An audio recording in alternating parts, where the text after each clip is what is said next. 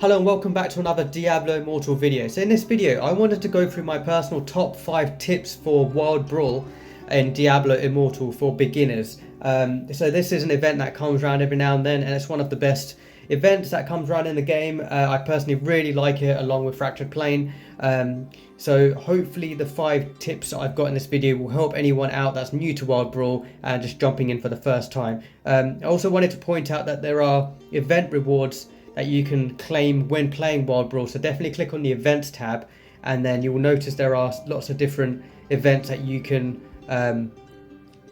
complete and then redeem the rewards for those events. So make sure you definitely do Wild Brawl when the event comes around, and just claim those rewards. So if you're familiar with Battle Royale style matches in other games, Wild Brawl is basically Diablo's version of Battle Royale, and it's nicely done. The map is not too massive, and it doesn't take too long to finish a match as well. So as it says here, Wild Brawl is available from 12 PM till 2 PM and 6 PM to 12 AM. You team up to participate in the Wild Brawl event for a limited time to earn rewards. So the NPC for Wild Brawl is over here in Westmarch, so towards the north of the map here. That's where the Wild Brawl NPC is. When you click on the NPC, it does tell you the rules. So basically, overview is win by defeating all enemy teams to become the last party standing. So obviously there's 4 of you in a team, and you fight the other teams and become the last party. Lose when you and your party members are all defeated. Defeated players can remain in the match to spectate if they desire. So for example, if you are not able to be resurrected, and say you've only got 2 of your party members left, they can continue to carry on fighting for survival and see if they can get victory. Obviously it's going to be very hard with only just 2 people, but it is possible that, even if you have 1 or 2 people down, you can win if you are lucky, and depends who you get up against basically. Gain experience by defeating monsters and players. Find and loot treasure chests to equip set gear and become more powerful. Defeated players drop a chest that contains their legendary gems and set gear. So yeah, basically you can get up to level 10 by defeating monsters and other players, and you'll definitely want to do that. Loot and treasure chests will give you bandages so you can heal, and you'll also get set items that you can equip to increase your stats. And then when you defeat a players, make sure you loot their corpse. They'll be dropping a chest, and you can loot the chest, and that's going to have their legendary gems, and then you can choose which ones that you want to equip. And basically the environment is really important as well. Tall grass and buildings make you invisible if you go inside the tall grass. Enemies might not be able to see you inside the buildings, so it definitely provides cover and invisibility if you do want to survive and get out of the way in the tricky situations, or if you're trying to run away from somebody. Combat shrines can be found throughout the map, providing temporary bonuses, and I'm going to go into the combat shrines as well in one of the tips. So they're the basic rules of Wild Brawl. It does go into a bit more detail if you press this I button on here. There is a longer overview and sort of all of the rules, and about the environments, the different shrines that you can get, the Frenzy Shrine, Protection Shrine, Fleeting Shrine, Invisibility Shrine. I'm going to cover the Frenzy Shrine and the Protection Shrine because they're really, really important. And then you've got some post-match achievements that you can get, and some daily rewards as well. So there's some more information to go through here as well. That's definitely worth looking into. But here we go. I'm going to start my top 5 tips. So the first thing I wanted to mention is it's definitely important to pick your build for Wild Brawl. So it definitely matters what build you pick, and don't just bother going in with any old build in Wild Brawl. Speed, survivability, and damage to other players is the 3 most important things in my opinion. Survivability, just because you don't want to just go in with any old build and then die really early on, and then have to rely on your team members to resurrect you all the time, and then you just constantly dying all the time. It's going to be hard for you to survive to the end for a victory. Speed, because it's really important to get around the map, run away from other players, chase after other players, and then keep up with your team. And then damage to other players, because it's very PvP heavy. With the other players you need to defeat to get to the last party and gain victory, it's important that you are able to deal damage. So the other thing worth mentioning is you do not go in with any of your set items. So the 8 set items you usually would have here on the left, you do not go in with those set items. You will pick set items up from chests and other players in the match. So it doesn't really matter what you have there. They can be empty or anything you want. And the other thing is, it's only the top 6 legendary items which are actually active. So for example, if I remove these bottom 2 ones, it's only really these 6 legendary slots, so the gear and then the legendary gems, which are active in Wild Brawl. So make sure you remember to pick essences for just these 6, and then make sure you don't rely on essences for the alternate main hand or the alternate offhand, because they're not going to be active within the match. So I've gone in with a build where it's quite survivability heavy. So I've got bone armor, I've got wraith form, I've got borrowed time, and I've got skeletons which will teleport to the players and deal damage, and my essences are based around that. So very survivability heavy, plus speed with my wraith form and bone armor, and then damage with my bone spear and my skeletons to take out the enemies when I do come across a battle. So it's definitely important which build you pick for Wild Brawl. Play around with your builds, go in with something which is going to keep you surviving and give you some speed advantage, and something which is going to deal damage to other players. So that's definitely the first tip that I'd recommend. So one thing I'd like to mention is to try to stay together in your team as much as you can. Now, it might be easy for you to jump in the game and sort of like wander around by yourself and just trying to find loot and kill people.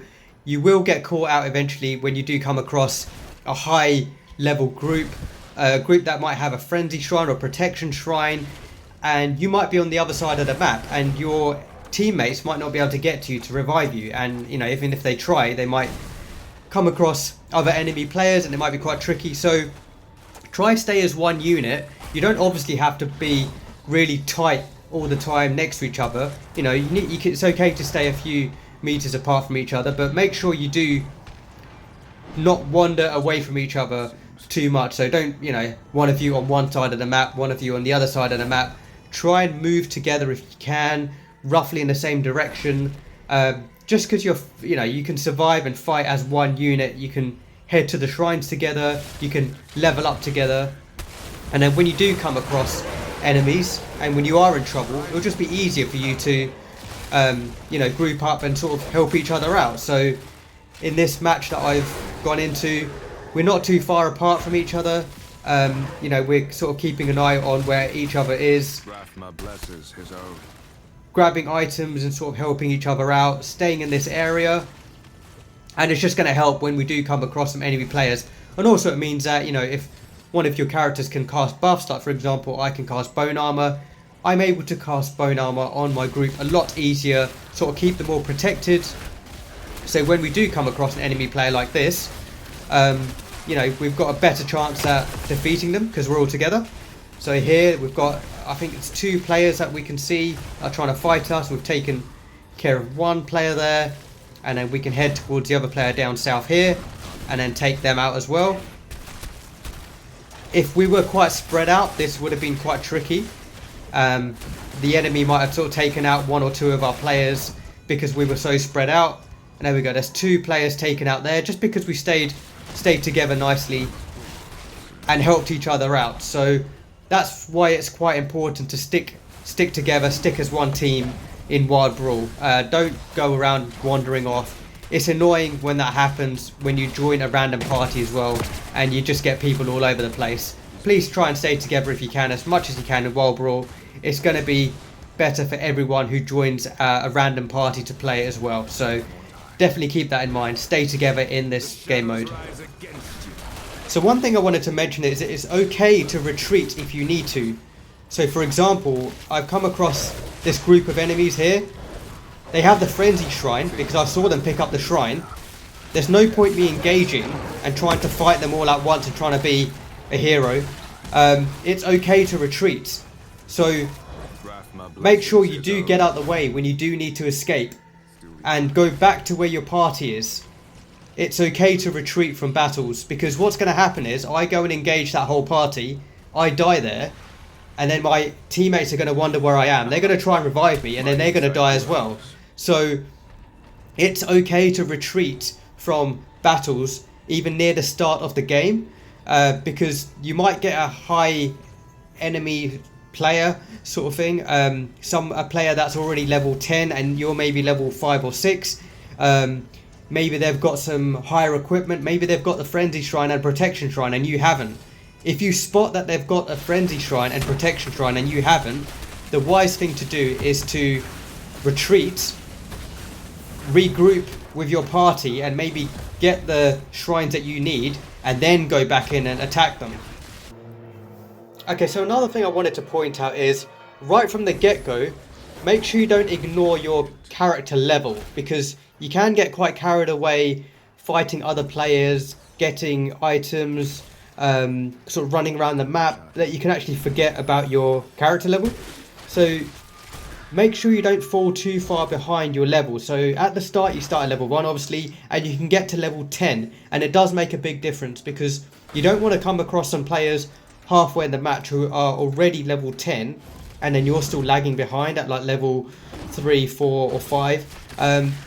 So whenever you do see any monsters as you're running around towards the start, try to get to level 10 as quick as you can, and it doesn't really take that long as you're going around looking for protection shrines and frenzy shrines just to keep yourself alive and surviving, and going into these houses just to grab loot to begin with. Make sure any enemies and monsters that you come across, you don't just ignore them. Try and fight off all those enemies just to try and get to level 10 as fast as you can. So I'm going to run down towards my group now, and as I run towards my party, I'm going to find as many monsters as I can and sort of kill them just to get as close to level 10. Oh, there's a dead enemy player there. I wonder if the rest of his party is going to come and try and revive him. Okay, so level 3 at the moment. Let's just keep on moving. So you want to get that level to 10 as quick as you can. Obviously, to begin with, not too many monsters spawn, and then more monsters spawn the further you get into the game. It's also quite a nice idea to stay on the edge at the start as well. If you want to like sort of stay on the edge and then fight as many monsters as you can towards the edge. And I can see a shrine here, so go and grab that one. Protection shrine. Okay, level 6 so far. So in this example, if we do come across some enemy players, because we're already level 6, and if they might be level 3 or 4, we've got that advantage straight away, and it definitely does make a big difference. So don't ignore your character level at all. See, we've got a player here. They are 5, so we've already got an advantage because we're higher level. So that player's dead. Killing that player gained us some XP as well, so we've got to level 7 now. There is always more to comprehend. And it looks like there's a group of players here. And you can see on the map where you can see elite enemies spawn. So you want to try and make sure you kill those elite enemies until you get to level 10. Cast bone armor on my party member there. This enemy is level 5. And as you can see, I'm already level 10. So that enemy wasn't going to last very long. He ran away quite quickly. I'm going to take out these bears. Okay, so we've got one more level to go now. There we go, level 10. So it didn't take long at all to get level 10. And now we're going to have as much advantage as we can over the enemy players. You can see this enemy here is level 6. They haven't bothered to level up much. And I think they got taken out. Just saw them disappear. Oh, actually, I think they're hiding here. So, hiding in the bushes. And because we were level 10, we were able to survive a bit longer there. Otherwise, we would have been taken out quite quickly. So that player's pops back up again. I'm going to head towards where my rest of my party is. And in one of the tips I did mention, My health is restored. It's okay to retreat if you need to.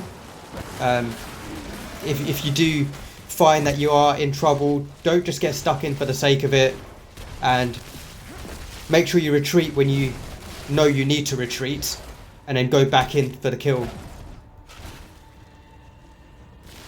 So there we go. For this tip, I basically just wanted to mention, get to level 10 as quick as you can to start with. You saw the other enemies that we were fighting were level 4, 5, 6, for example, a lot lower level, and they didn't stand a chance. We were able to take them out a lot quicker.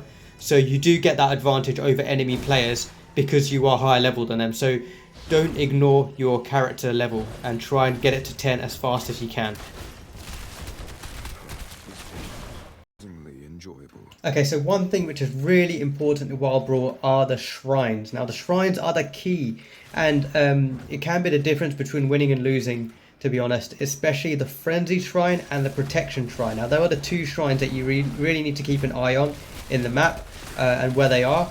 And it can definitely turn the tide of the battle, and you could definitely end up winning just because you've got a huge advantage if you have a Frenzied Shrine over the rest of your party, or if you have a Protection Shrine as well. So if you do see any of these shrines, definitely go over to them, check the cooldown. If there's, say, like 10 seconds left, it's definitely worth hanging around the shrine until you can grab it before anyone else does. It's going to give you and your party a huge advantage. So here I'm just waiting for this one the cooldown to go away, so it's back up again. I've clicked it. Now we've got Frenzy. Now this is our opportunity for our party to take down as many players as we can whilst we've got the Frenzy Shrine active. It's going to give us a huge advantage over the opposition. And yeah, basically just keep an eye to see where those shrines are, and go over to them and check the cooldown. You can even camp those shrines as well, which is kind of what I did there. It's definitely going to be worthwhile doing that, and you'll notice a huge difference. If you have a Protection Shrine and you're fighting a load of players, or if you have a Frenzy Shrine, you'll definitely notice a difference. So here we've got the Frenzy Shrine, and yeah, we're sort of taking out all of these players whilst we can, just to get the numbers down in the match. And because they don't have any other shrine to protect them with, or they haven't got Frenzy Shrine as well, they're at a huge disadvantage. And as you can see we've just taken out a huge group of players here, just because we had that shrine. So yeah, definitely keep an eye on the shrines. And for example, when the cooldown's gone, you can just go back, collect that Frenzy Shrine again, and then you and your party have got Frenzy again, and then you can just jump straight back into battle and then fight the remaining players. And same with the Protection Shrine, so you know, it's just as important. Protection and Frenzy are the two. Invisibility Shrine and you know, the fleeting ones are less important, to be honest. It's mainly the Frenzy and the Protection Shrines. They are the key. I've had plenty of games where it's been down to the last sort of 8 players, and it's whoever has the shrines is going to win, and just have that massive advantage over everyone else. And you'll definitely notice a difference as well when you have a Frenzy Shrine and you try and fight other players. So here, I think the shrine has just run out, but before it ran out, we tried to defeat as many players as we could just to get the numbers down. So worth keeping that in mind. Shrines are the key. Keep an eye on where the shrines are on the map. Go over to them, camp the shrines as well, and yeah, collect them as soon as the cooldowns run out, and just keep an eye to see where they're on the map as well. When the map gets smaller, you want to keep an eye on the shrines as well and see where they are. So that's definitely a huge tip, and it's one which has definitely helped me get a lot of victories in previous Wild Brawls. Okay, so for example here I've got the Protection Shrine, and as soon as I've got a Protection Shrine, I'm attempting to engage with this player here, and I'm going to have a much higher advantage. My insight grows. So you can see there's a second player trying to attack as well, but I was able to take their damage. This guy's running into the darkness. There we go. So that player's been taken out. And because I had that Protection Shrine on, it really helped. Even though there was a second player that was hitting me at the same time, the Protection Shrine, you know, really helped and definitely made a huge difference. You get a huge advantage. Just keep an eye out to see where those shrines are. Protection and frenzy will make a huge difference to your game. Okay, so for example, I've gone back to this protection shrine, the cooldown's gone down. Collect the protection shrine, head back to the party, and look, there's somebody in the way there, taking them out. The protection shrine will give you a huge advantage over the other players.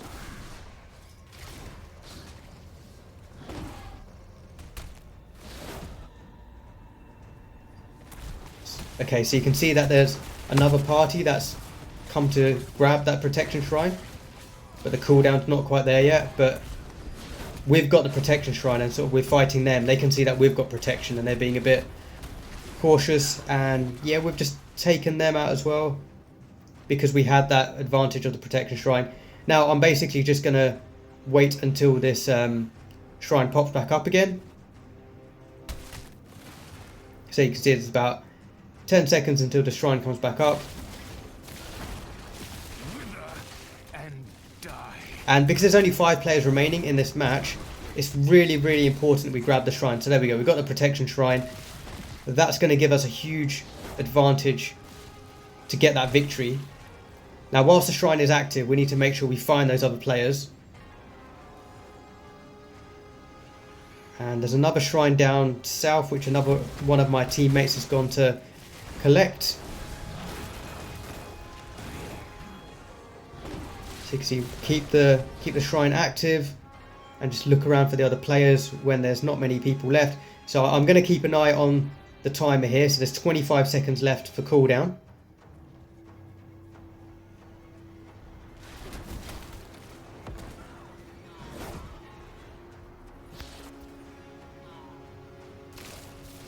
Can't find the other player, but when we do, we are going to have the advantage with the shrine.